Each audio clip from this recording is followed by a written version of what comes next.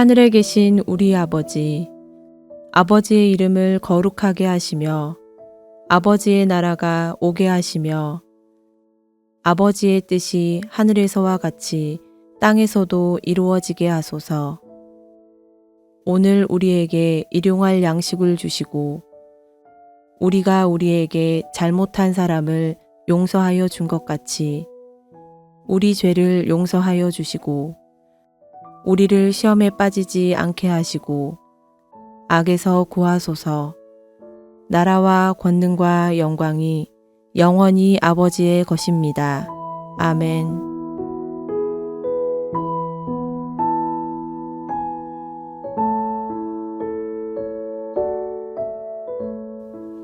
그러므로 내가 말하노니 그들이 넘어지기까지 실족하였느냐?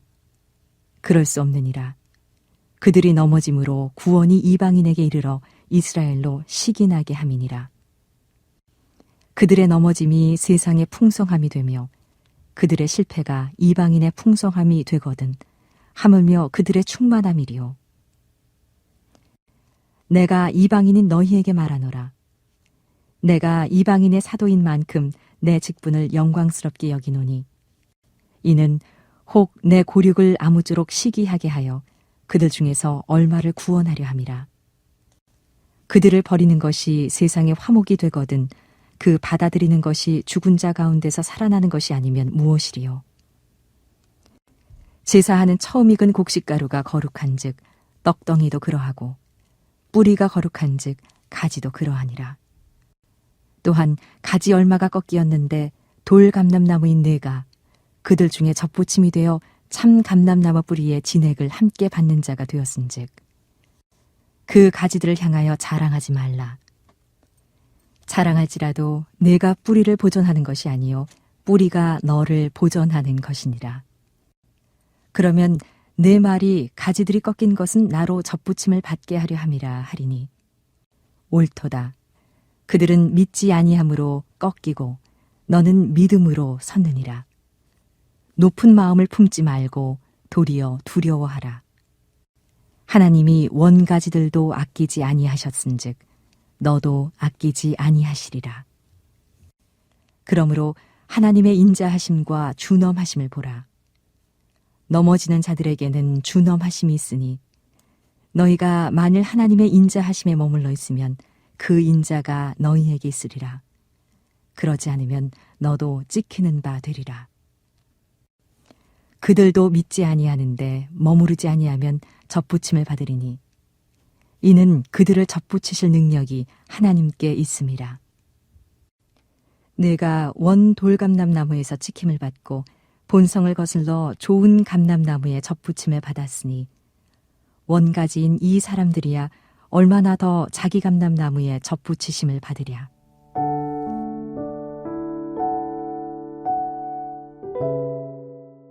오늘 본문에는 마치 정원사가 나무를 돌볼 때 사용할 법한 단어들이 등장합니다. 때론 꺾이고 때론 접붙여지며 관리되는 농장의 나무들처럼 유대인과 이방인들 간의 관계 속에서 우리들을 자라게 하시는 하나님의 손길을 느낄 수가 있습니다. 여기에서 우리가 부정할 수 없는 사실은 하나님은 훌륭한 정원사이며 그가 관리하는 정원은 완벽하게 아름답다는 것입니다. 그러므로 우리는 하나님의 손길을 존중해야 합니다. 오늘 본문에서 세 가지 내용을 중심으로 묵상하며 은혜를 나누도록 하겠습니다. 첫 번째로 이스라엘의 넘어짐은 실패가 아닌 구원의 통로였습니다. 사도 바울은 어느 도시든지 들어가면 언제나 유대인 회당부터 먼저 들어가 복음을 전했습니다. 이스라엘이 선택받은 민족이라는 당위성도 있었지만 바울은 자기 동족이 복음을 먼저 받아들였으면 하는 동족애도 있었을 것입니다. 하지만 유대인들은 복음을 배척했고 예수님을 믿는 사람들을 핍박했습니다. 바울 자신도 회심 전에는 같은 마음이었으니 그들의 완악함이 어느 정도였는지를 스스로 짐작할 수 있었을 것입니다. 그런데 바울은 그 안타까운 모습을 보고 포기하지 않습니다. 바울은 11절 상반절에서 이렇게 자문자답합니다. 표준 세번역 번역으로 보겠습니다. 그러면 내가 묻습니다. 이스라엘이 걸려 넘어져서 완전히 쓰러져 망하게끔 되었습니까? 그럴 수 없습니다. 바울은 이스라엘이 예수님을 배척한 것을 단순히 실패한 것으로 보지 않았습니다. 오히려 그들의 넘어짐으로 인해서 이방인 구원의 문이 열리게 되었다라고 생각했습니다. 여기에서 우리는 하나님의 놀라운 역설적인 지혜를 발견합니다. 만약에 유대인들이 모두 예수님을 영접했다면 어쩌면 복음은 그들의 울타리 안에만 머물렀을지도 모릅니다. 그러나 그들의 일부가 완악함으로써 복음은 그 울타리를 넘어서 세상 끝까지 퍼져갈 수 있게 되었던 것입니다. 12절입니다. 그들의 넘어짐이 세상의 풍성함이 되며 그들의 실패가 이방인의 풍성함이 되거든 하물며 그들의 충만함이리요. 이스라엘의 넘어짐은 얼핏 보기에는 비극적인 실패처럼 보였지만 하나님은 이스라엘의 넘어짐을 통해서 이방인에게 구원의 빛이 비치도록 하셨습니다. 만일 이스라엘의 넘어짐이 없었다면 오늘 우리에게까지 복음이 전해지기가 훨씬 어려웠을지도 모릅니다. 그러므로 우리는 이스라엘의 넘어짐을 보면서 비난할 것이 아니라 그 안에서 복음이 우리까지 이르게 된 것에 감사하며 하나님의 구원의 섭리와 은혜를 발견할 수 있어야 합니다.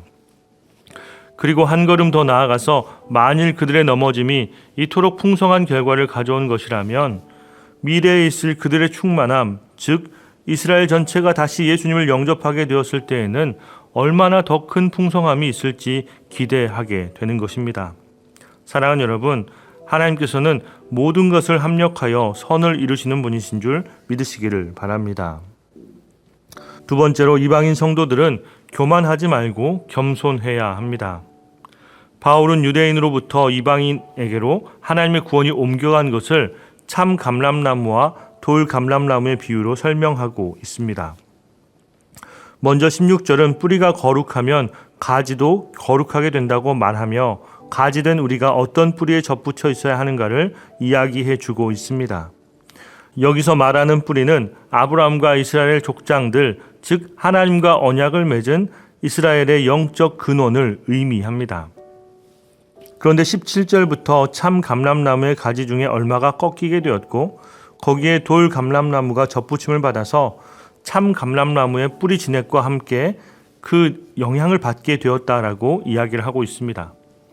이제 돌 감람나무도 참 감람나무와 같은 양분을 받게 된 것입니다.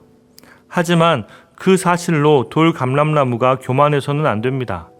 결국에는 가지가 중요한 것이 아니라 그 진액을 뿌려올리는 뿌리가 중요하기 때문에 그렇습니다. 18절 말씀입니다. 그 가지들을 향하여 자랑하지 말라. 자랑할지라도 내가 뿌리를 보존하는 것이 아니요 뿌리가 너를 보존하는 것이니라. 사랑하는 여러분, 원래 참 감람나무가 아니라 돌 감람나무였습니다. 우리는 하나님의 언약 밖에 있던 자들이었습니다. 그런데 하나님의 은혜로 말미암아 꺾인 가지 대신 접붙임을 받음으로 이스라엘에게 주어졌던 영적 풍성함, 즉 구원의 은혜를 누리게 된 것입니다. 여기에는 우리의 어떠한 노력이 들어갔거나 우리가 가진 품종이 좋아서가 아닙니다. 참 감람나무에 접붙여 주신 하나님의 전적인 은혜인 것입니다. 그러니 우리가 자랑할 것은 아무것도 없습니다. 자랑하려면 하나님의 은혜밖에는 없다는 것입니다. 오히려 21절은 더 분명하게 경고합니다. 하나님이 원 가지들도 아끼지 아니하셨은즉 너도 아끼지 아니하시리라. 하나님은 선택된 백성이라 할지라도 믿지 않는 자들을 꺾어 내셨습니다. 하물며 이방인인 우리가 교만하고 불순종한다면 어찌 하시겠습니까? 그래서 22절 말씀은 우리로 하여금 하나님의 두 가지 속성을 붙들라고 강조합니다. 그러므로 하나님의 인자하심과 준엄하심을 보라. 넘어지는 자들에게는 준엄하심이 있으니 너희가 만일 하나님의 인자하심에 머물러 있으면 그 인자가 너희에게도 있으리라. 그렇지 않으면 너도 찍히는 바 되리라. 사랑하는 여러분, 우리는 하나님의 사랑뿐 아니라 준엄하심에도 동시에 기억하고 머물러 있어야 합니다. 우리가 경외함을 가지고 하나님의 은혜 안에 머물러 있을 때에 그분의 인자하심이 우리에게 지속되게 될 것입니다. 이것은 우리가 하나님 앞에 지속적인 믿음과 순종을 보여야 함을 의미합니다.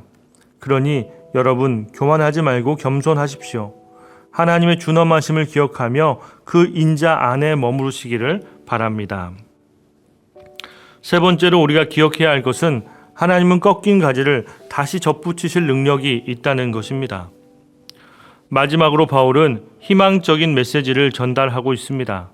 한 번 꺾인 가지들이 영원히 꺾여 있는 것이 아니라는 사실입니다. 23절입니다. 그들도 믿지 아니하는데 머무르지 아니하면 접붙임을 받으리니 이는 그들을 접붙이실 능력이 하나님께 있음이라. 사랑하는 여러분, 비록 이스라엘이 예수님을 배척하고 꺾인 가지가 되었지만 만일 그들 가운데 다시 믿음 안으로 들어오려고 한다고만 한다면 하나님은 그들을 다시 접붙이실 능력이 있다는 것입니다. 사랑하는 여러분, 하나님은 한 번 선택하신 백성을 버리시는 분이 아니십니다. 그분의 언약은 신실하며 그분의 구원 계획은 완전하다는 사실을 믿으시기를 바랍니다. 이 말씀은 야생의 돌 감람나무도 쉽게 다시 접붙이시는데 본래 참 감람나무였던 이스라엘이 다시 돌아왔을 때 그들을 접붙이는 것은 훨씬 더 쉽다는 것입니다. 왜냐하면 하나님은 실력이 뛰어난 농부이시기 때문에 그렇습니다. 하나님은 예수님을 믿지 않아서 꺾여나간 이스라엘이라고 할지라도 다시 그들이 회개하고 믿음 안으로 돌아오기만 한다면 하나님은 언제든 그들을 다시 하나님의 구원에 접붙이실 능력이 있습니다. 하나님은 사랑과 자비가 무한하시기 때문입니다. 이것은 우리에게 큰 위로와 소망을 줍니다. 우리에게는 아직 주님을 믿지 않은 가족이나 친구들이 많이 있기 때문에 그렇습니다. 그들이 다시 언젠가 하나님께로 돌아올 것이라는 소망을 버려서는 안 됩니다. 하나님은 그들을 다시 접붙이실 능력이 있기 때문에 그렇습니다. 그러므로 오늘도 사랑과 자비가 무한하신 하나님께 기도하십시오. 우리가 비록 그때는 알 수 없지만 좋은 농부가 되시는 하나님 앞에서 우리 모두를 아름답게 가꾸어 주실 것입니다. 기도하겠습니다. 사랑과 은혜가 풍성하신 하나님, 오늘도 하나님의 놀라우신 구원의 섭리를 깨닫게 하시니 감사합니다. 돌 감람나무 같은 저희들을 하나님의 은혜로 접붙여 주시고 하나님으로부터 생명의 진액, 선한 양분을 공급받게 하시니 감사합니다. 이는 저희의 공로가 아니니 교만하지 않고 겸손히 오직 하나님의 은혜만 높이게 하여 주옵소서. 늘 하나님의 인자하심과 준엄하심을 기억하게 하시고 그 은혜 안에 머물러 계속해서 하나님의 백성으로 살아가게 하옵소서. 사랑의 하나님, 하나님은 꺾인 가지라 할지라도 다시 접붙이실 능력이 있음을 믿습니다. 아직도 주님을 알지 못하고 방황하는 저희들의 가족, 친구, 이웃을 주님께 의탁하오니 받아 주옵소서. 그들을 다시 접붙여 주시고 생명의 열매를 맺으며 살아가게 하여 주옵소서. 그들을 위해 기도하는 저희가 낙심하지 않게 힘을 주시고 끝까지 그들을 위해 기도하며 복음의 통로가 되게 하여 주옵소서. 이 모든 말씀을 우리의 구원자 되시는 예수님의 이름으로 기도하옵나이다. 아멘. 계속해서 각자의 기도 제목을 가지고 나아가시기 바랍니다.